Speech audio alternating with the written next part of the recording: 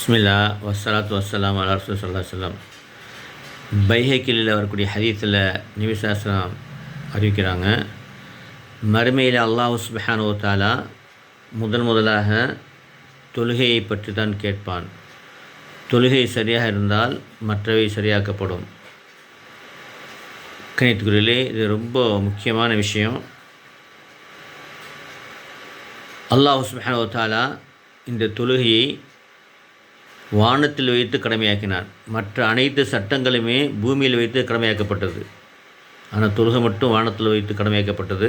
நபி ஸல்லல்லாஹு அலைஹி வஸல்லம் மேராஜ் என்று சொல்லக்கூடிய அல்லாஹ்வை சந்திக்கும் பொழுது அல்லாஹ் கொடுத்த ஒரு அருட்கொடை. ஆகவே 5 நேரம் தொழுது கொள்ளுங்கள், தொழுபவர்களுக்கு சொர்க்கம், தொழுகாதவர்களுக்கு நரகம் என்பதனை அல்லாஹ் தீர்மானித்திருக்கின்றான். குர்ஆனில் வரக்கூடிய அதிகமான வசனங்கள் இதை குறிப்பிடுகிறது.